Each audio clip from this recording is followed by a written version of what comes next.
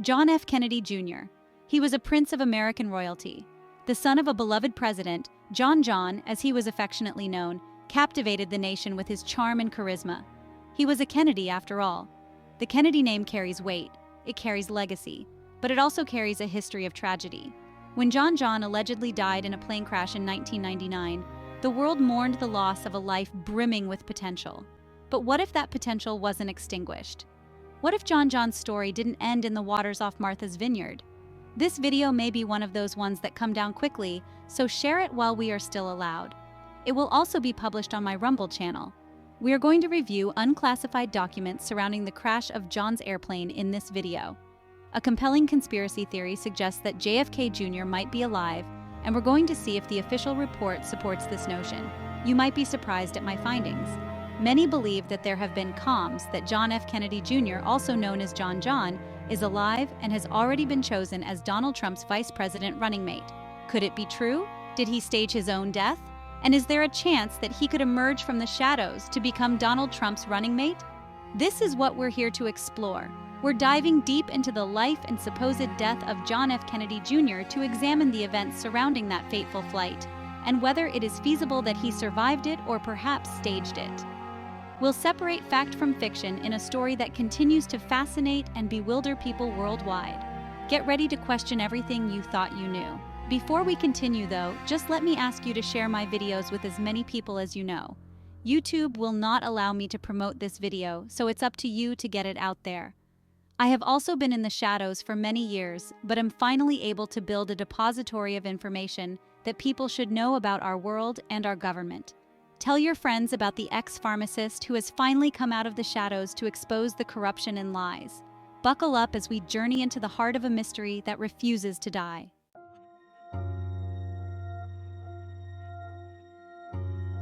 John F. Kennedy Jr. was born into the spotlight.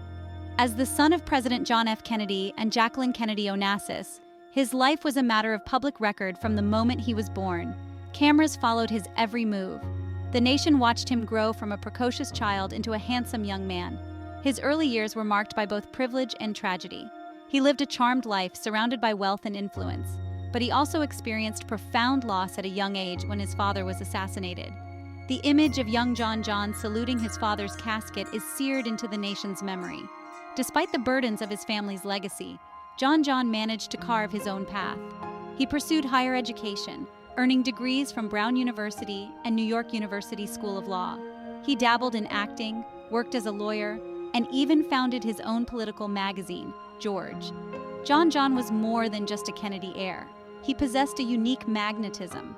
He was charismatic, intelligent, and undeniably handsome. People were drawn to him. They saw in him a reflection of his father's charm and his mother's grace. He was a symbol of hope, a reminder that even in the face of immense tragedy, life goes on. He represented the promise of a new generation. He carried the Kennedy torch with both dignity and a touch of rebellion. But fate, it seemed, had other plans.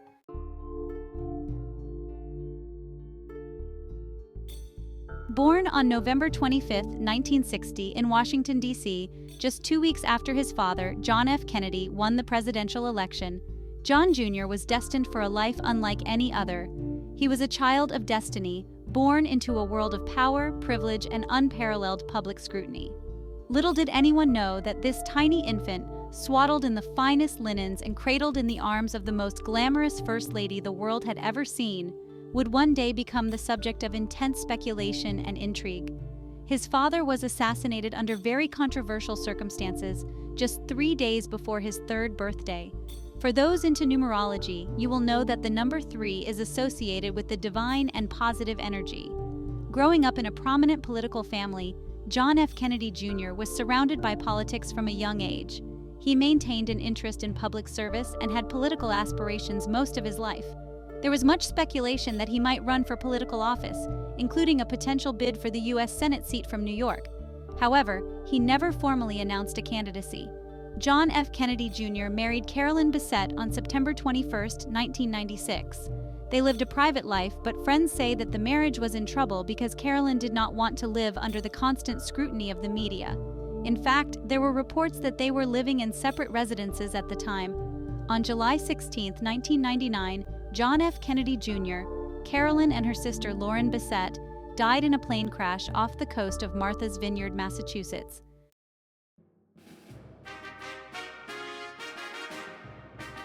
John F. Kennedy Jr. The name alone carried a certain gravitas, a sense of destiny intertwined with American politics. It was almost expected that he would, at some point, follow in his father's footsteps and seek public office. The question wasn't if, but when. Throughout the late 80s and into the 90s, there were persistent rumors and media speculation about Kennedy Jr. considering a run for political office. Would he run for Congress? The Senate, perhaps? The media, ever hungry for a Kennedy comeback story, fueled the flames of anticipation. These rumors intensified after he founded George magazine in 1995, which focused on politics and culture. One of the most prominent speculations was that Kennedy Jr. would run for the U.S. Senate seat from New York. This seat was held by Senator Daniel Patrick Moynihan, a respected figure in New York politics. Senator Daniel Patrick Moynihan was succeeded by Hillary Clinton. Quite a coincidence. What are your thoughts on that? Did John become another statistic of the people who were a threat to the Clinton empire? Or did he protect himself by moving into seclusion to later emerge as part of an operation to free the world from the evil forces responsible for his father's death?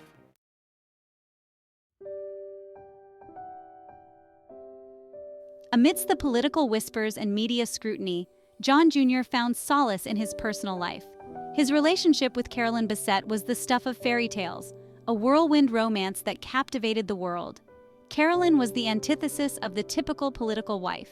She was stylish, fiercely independent, and intensely private. She shied away from the spotlight, preferring the quiet intimacy of their Tribeca loft to the glare of public events. Their love story was a study in contrasts. He, the charismatic prince of American royalty; she, the elegant commoner who captured his heart. Their wedding, a secret affair held on a remote island off the coast of Georgia, was a testament to their desire for privacy in a world obsessed with their every move. Carolyn brought a sense of normalcy to John Jr.'s life, a grounding force amidst the chaos of his public persona. They were often spotted walking hand in hand through the streets of New York, enjoying the simple pleasures of anonymity their fame seldom allowed.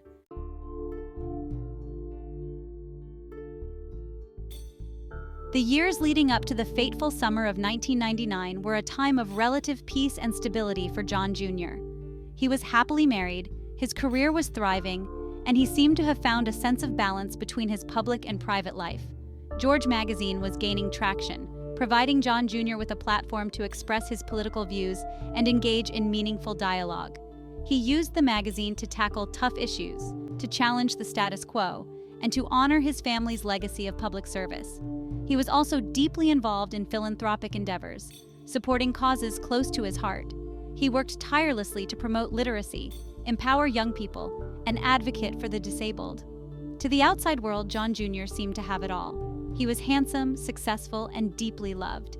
He was living a life that many could only dream of. But beneath the surface, there were whispers of discontent, hints of shadows lurking in the wings.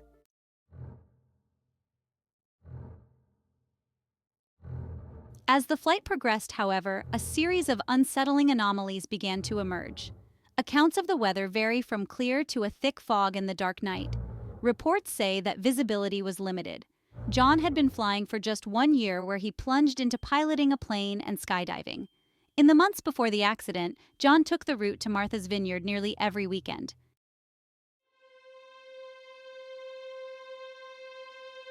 Just like his father's death, John's death remains a mystery, with an extensive investigation that has numerous holes in it. Why didn't John Jr. activate the plane's emergency locator transmitter, or ELT? Why didn't he divert to a nearby airport when the weather deteriorated?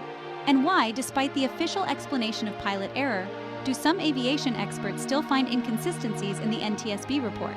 Some believe that John Jr., disillusioned with politics or facing threats from unknown forces, chose to stage his own death, disappearing into anonymity to escape the burdens of his family name.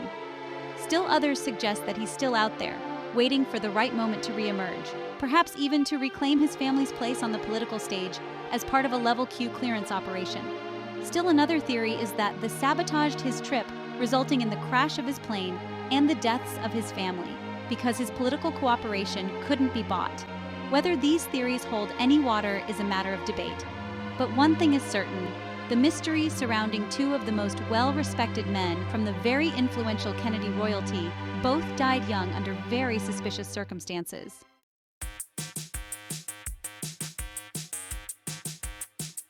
George magazine figures prominently in this mission of discovery to find out what truly happened to John Jr. In 1995, John F. Kennedy Jr. launched George, a glossy political magazine aimed at engaging a younger generation often disillusioned by the dry world of politics. It was a bold move, a departure from the traditional political strategies of a Kennedy, but John was always a fearless. George was a magazine that dared to be different, to challenge the status quo, and to make politics accessible. John Jr. understood the power of imagery, the importance of making a splash and grabbing attention. Does this sound like anyone else that you might know? In the September 1998 issue of George magazine, John Jr. published an interview with Roger Stone, director of the movie JFK, which explored various conspiracy theories surrounding his father's assassination.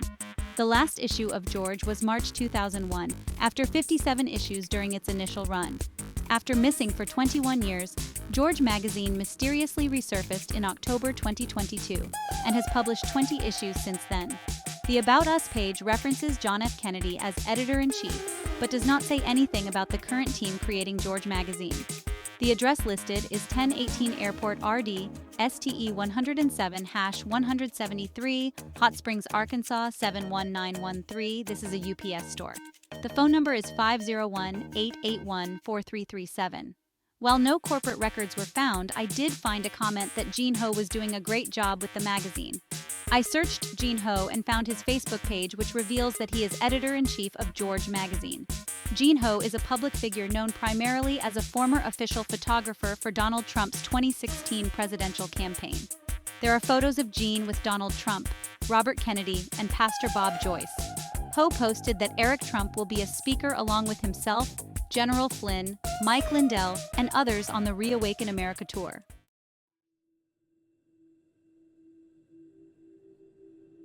John F. Kennedy Jr. had a lifelong interest in aviation, which he shared with his family, including his father, President John F. Kennedy.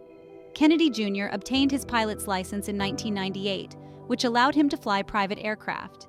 He often flew between his home in New York City and other destinations.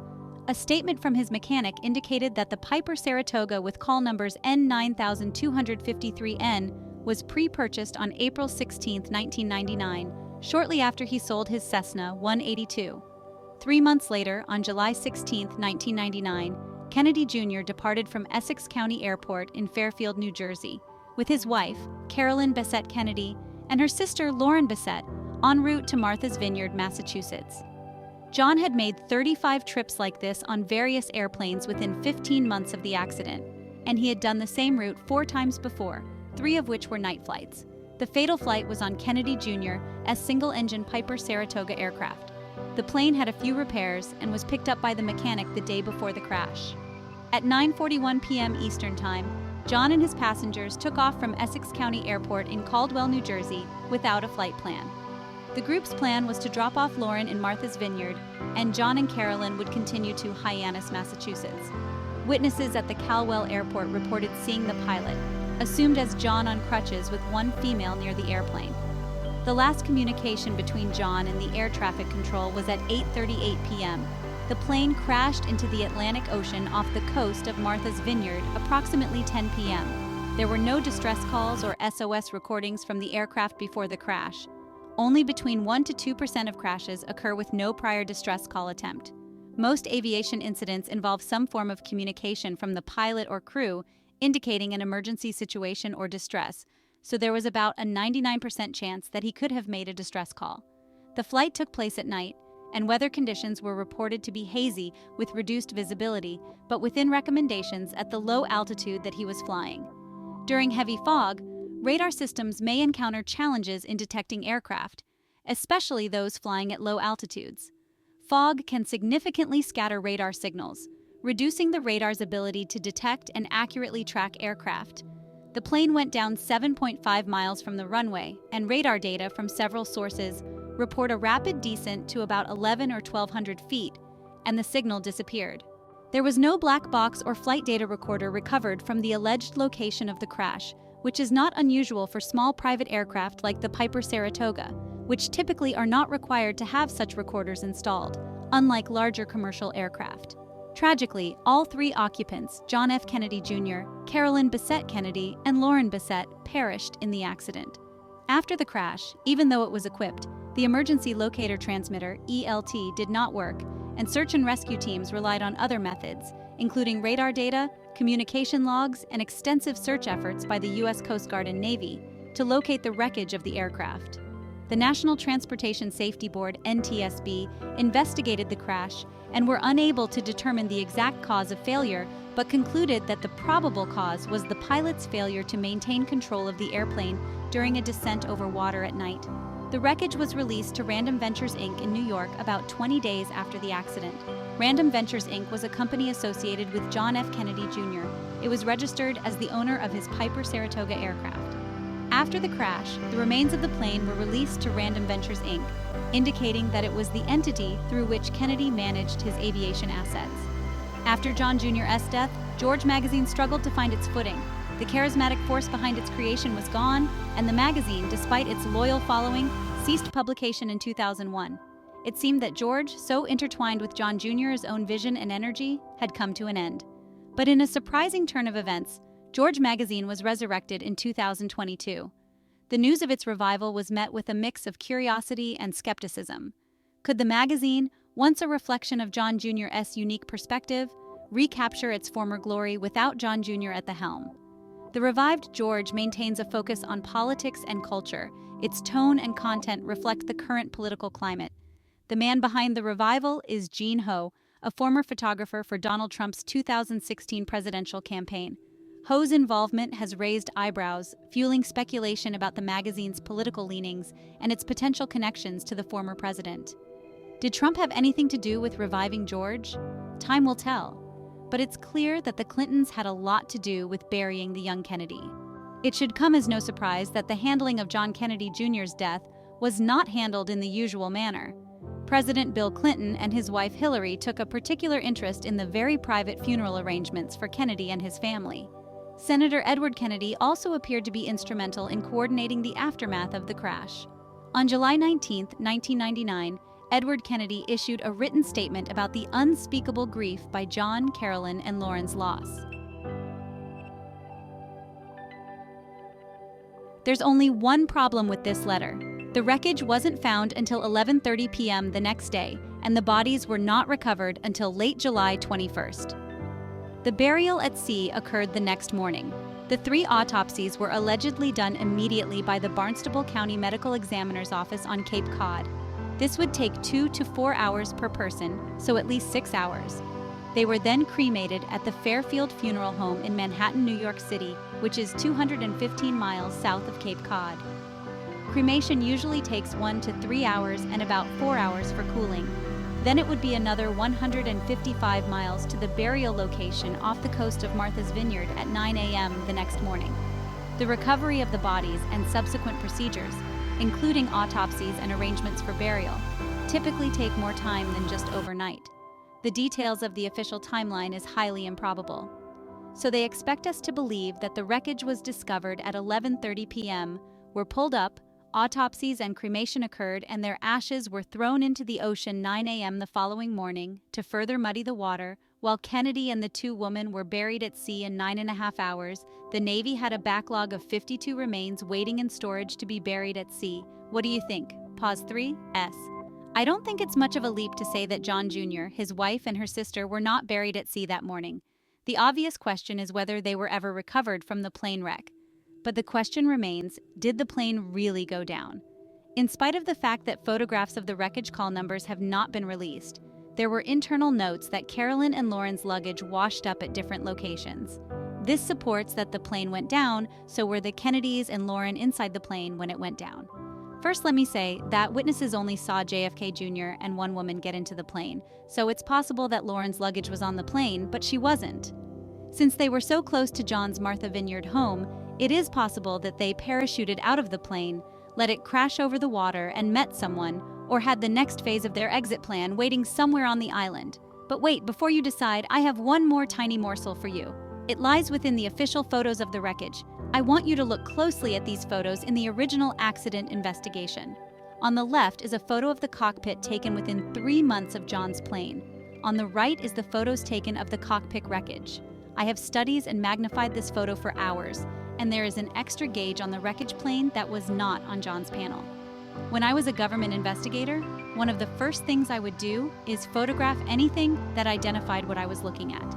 In this case, it would have been the plane call numbers. To go a little further, out of the 28 photos of the wreckage, there wasn't one photo that contained the full call number on the wreckage. In fact, not even one number or letter in the Kennedy plane call number can be found on any of the wreckage. And lastly, there is a photo of the interior of the plane within 3 months of the crash. But when you look at the photo of the cockpit wreckage, it is the same photo as the one before the wreckage with no damage at all. There is absolutely not one piece of wreckage that I could compare to seating area of the plane. Quite odd, I'd say.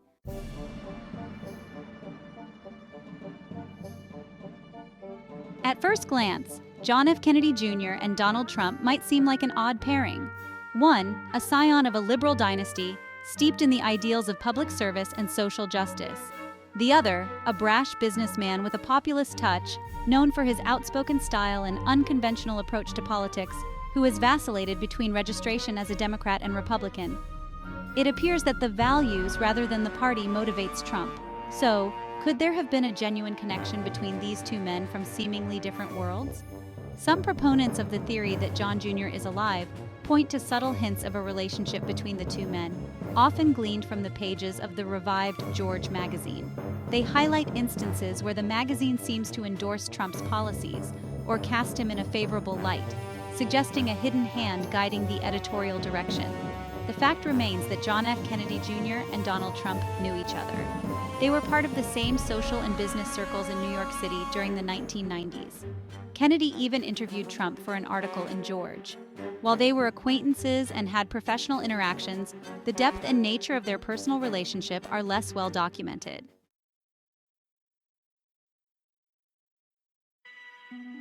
If John F. Kennedy Jr. is indeed alive and orchestrating a political comeback, the question arises, why? What could possibly motivate a man who seemingly had it all to walk away from his life and disappear into the shadows? Some speculate that John Jr., disillusioned by the corruption and greed he witnessed within the political elite, decided to take a radical approach to enacting change.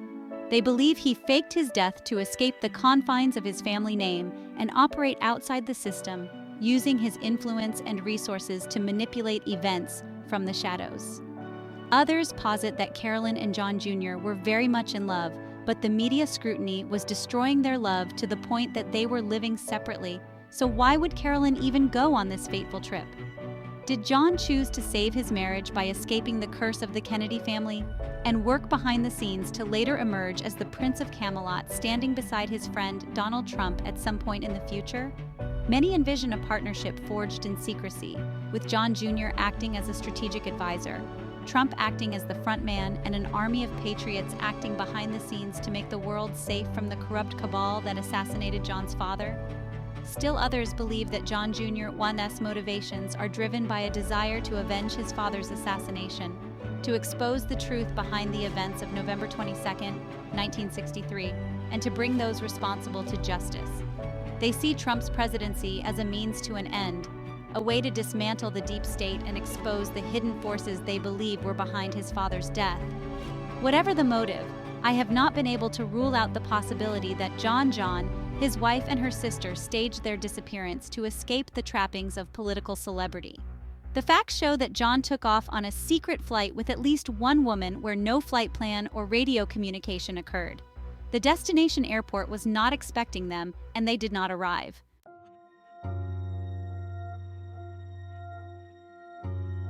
The possibility of John F. Kennedy Jr. being alive and poised to become Donald Trump's running mate is an intriguing question. The evidence presented does present a plausible scenario that could support the fact that John and his beautiful wife escaped the notoriety and political corruption that dates back before back 60 years. The unorthodox way that their deaths were handled by the Clinton administration created a nearly impossible timeline of events where 3 bodies were retrieved from the ocean, flown to a hospital for autopsies, then flown to Manhattan for cremation, and back to Martha's Vineyard for a highly unusual civilian burial at sea on a warship, all within a 9.5-hour period. Also, why was his baby, George Magazine, revived in 2022 after being shut down for 21 years? Am I the only one that finds this timing peculiar? Lastly, on July 2, 2024, Donald Trump filed a statement of candidacy naming General Michael Flynn as his vice president. Yet the media and Trump have failed to disclose this filing. How could the media be missing the answer to the question that the world is waiting for? Have they been told to not report the filing? Why in the world would Trump not introduce Flynn and present a united presidential team? Could he be holding out for quite a different announcement featuring the best possible VP pick that ever occurred in history? Trump does have a flair for the drama, and so did John. Tell me what you think, guys. There are many other scenarios that I didn't address, such as the call numbers on Kennedy's plane have been used since his death, but I found no evidence of that. Also, there is obvious concern that the cabal took the plane out, but this appears to be unfounded from the archive communications. In fact, if anything, it appears that the Clinton administration was dumbstruck by the plane going down. They didn't disable the cockpit recorder, and at the request of Senator Edward Kennedy, a speedy disposition of the bodies scenario was created and supported by the administration to quickly put the matter to rest. Do you think that Hillary is anticipating the ghost of John Kennedy Jr. to appear? I actually do after researching for this video. I stuck to the evidence contained in the unclassified documents regarding the investigation into his life, along with widespread media reports of the time. Please don't take my word for it. I've linked the record archives in the description of this video, and I encourage you to research, validate, and call me out if you find my analysis or my reporting faulty. Personally, I think that the surprises awaiting us in this alternate universe of corruption are about to explode. Many have said that there will be no 2024 election. Could they be thinking that the resurrection of John F. Kennedy Jr. as Trump's running mate will be game over? It has been said by Trump and others that everything will be revealed. And if that's true, this roller coaster ride that we have been on is about to end. I didn't know how this would turn out, guys, but I have to say that I am more excited than ever that all of us conspiracy theorists will soon be vindicated.